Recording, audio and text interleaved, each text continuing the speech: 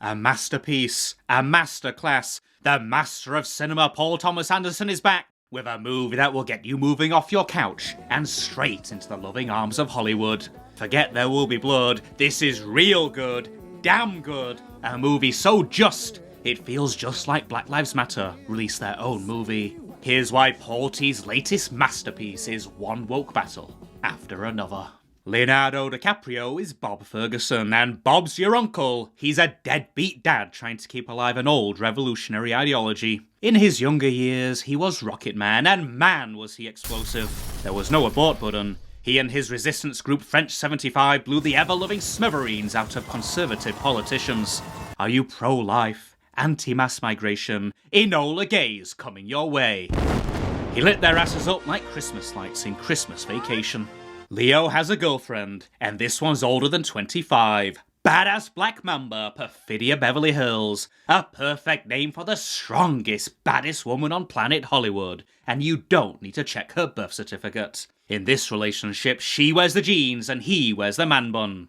They're a progressive Bonnie and Clyde. No right-wing politico can hide from their boomtastic brand of sweet social bloody justice. What does French 75 stand for? Free borders, free bodies, free choices, and free from fucking fear.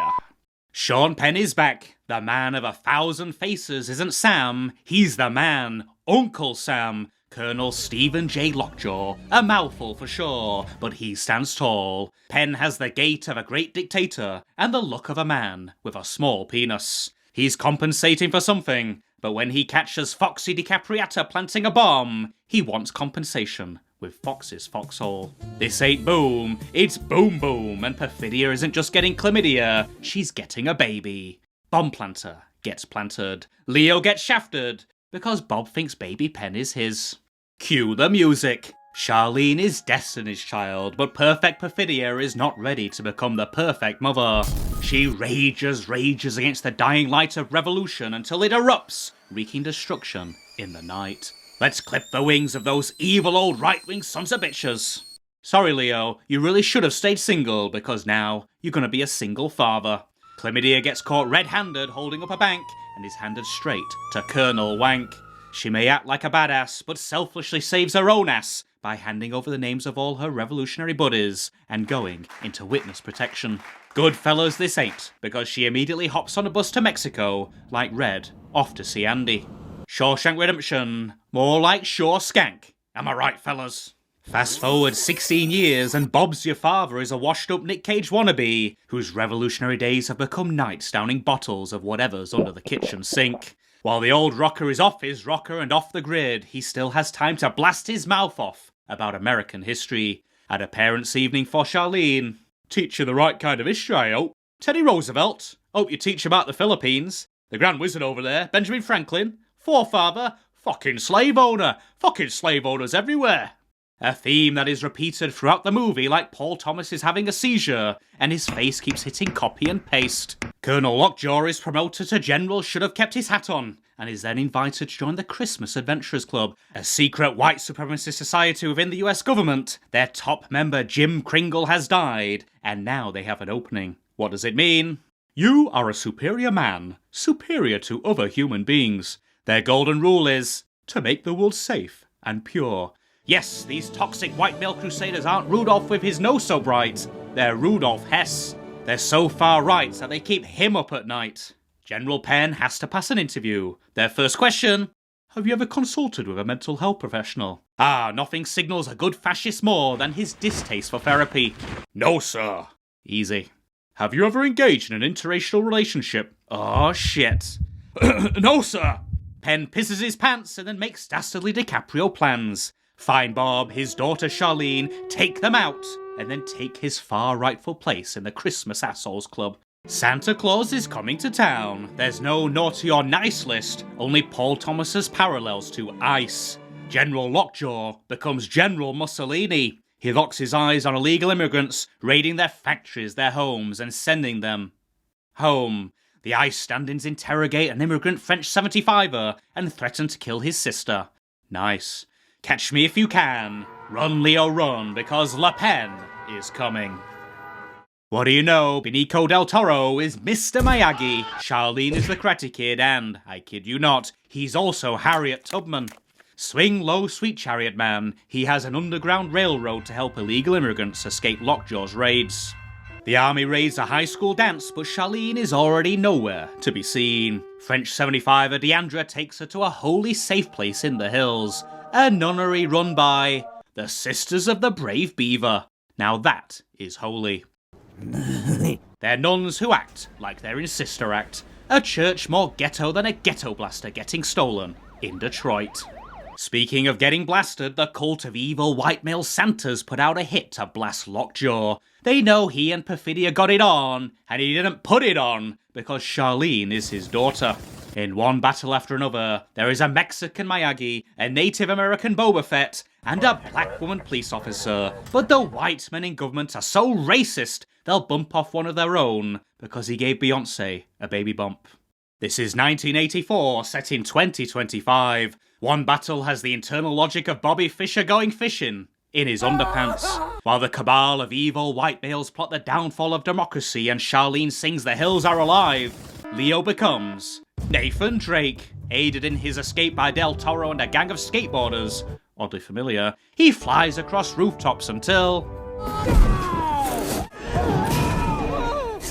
arrested for all of 3 seconds because a Mexican immigrant nurse uncuffs him from his hospital bed, and he's gone like a wet fart in a wet swimsuit competition. A scene that plays out over and over again. All the people who help Bob in his inspirational journey are immigrants. The message is clear. White male's bad, everyone else good. True genius from the mind of the master Paul Thomas. One dare say, revolutionary. Lockjaw's goons raid the Sisters of the Brave Beaver and bingo, hey sister. The only thing that can save Charlene now is a DNA test. Penn checks her blood to see if she really is his daughter, and she's mine, and I owe 16 years in child support. Nah, he has a better idea. The morgue. Only he won't kill himself because... I don't know. He'll hand her off to the tribal chief Terminator instead. What could possibly go wrong? Everything. The chief ain't the killing kids type, but he agrees to hand her off to some evil white male tattooed assholes to do the deadly deed. I'll be back.